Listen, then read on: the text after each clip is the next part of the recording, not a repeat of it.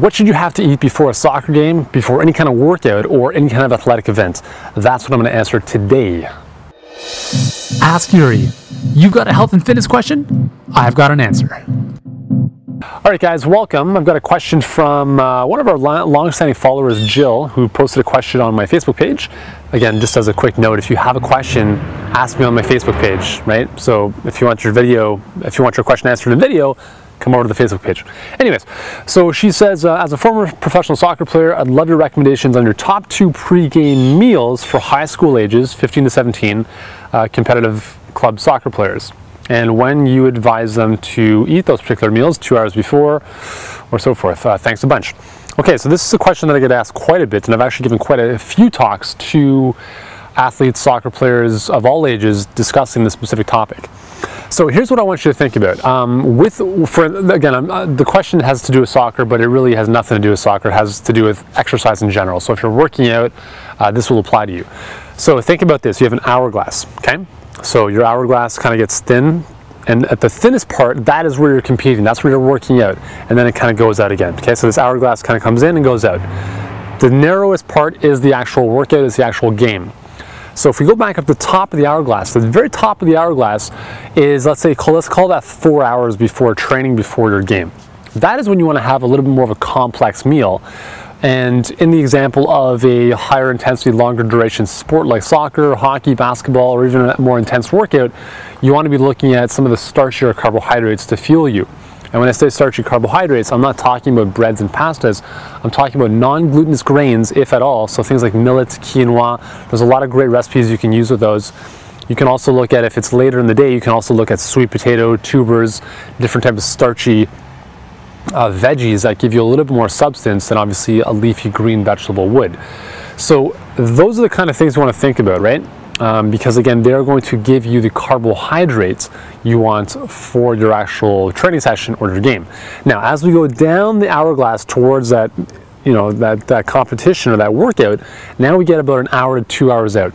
Here's where, again, your muscles are satiated. For the most part, your muscles will have enough glycogen to last you a 2-hour soccer match, 90-minute soccer match, or an hour and a half workout. So I think and believe me, I'm guilty of this as anyone else.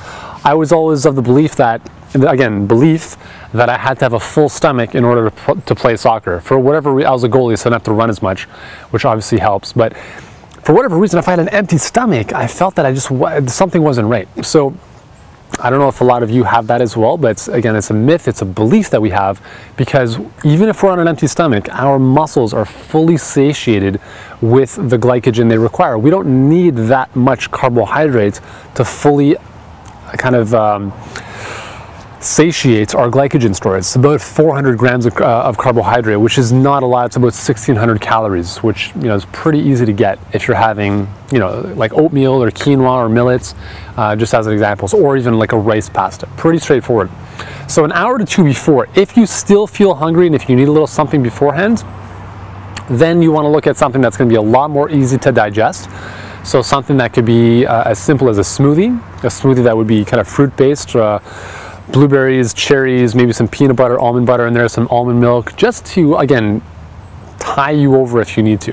Okay, and again, it's going to give you some good carbohydrates that are low on the glycemic index, so they're not going to shoot your blood sugar through the roof, and you're also going to get some good healthy fats in there if you throw in like flax oil or hemp seed oil, and some good protein if you want to throw in a protein powder or peanut butter or almond butter as an example.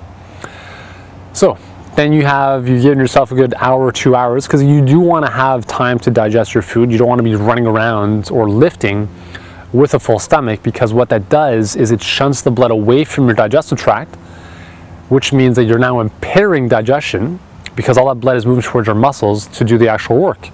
So that's what you want to think about is, 4 hours ahead of time or so, you want to think about your more complex meal.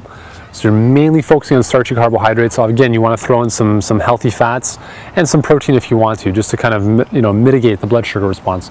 An hour to 2 before your match or your workout, something smaller, easy to absorb, like a smoothie. It could be a banana. It could be literally a handful of grapes, right? It really depends on the individual. And then you've got competition, you've got your workout. Okay, so then that's it. After the workout, we can save that for another video. I've created videos that deal with that anyways.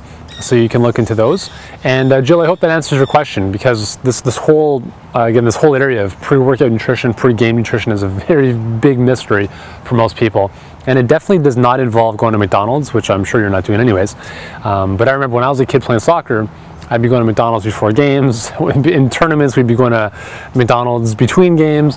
So times have changed, thankfully. So anyways, that's all for me today. If you guys have another question that you want answered in an upcoming video, be sure to join me over at Facebook. The link is below this video somewhere. And be sure to like my page and ask your question on the wall. I'm on there on a daily basis doing my best to answer all the questions. And then I'll handpick and choose the best questions that I think can really benefit a lot of people, and I'll make a video for that specific question. So if that's one of your questions, I look forward to answering in the future. And until then, thanks again. Have a great day.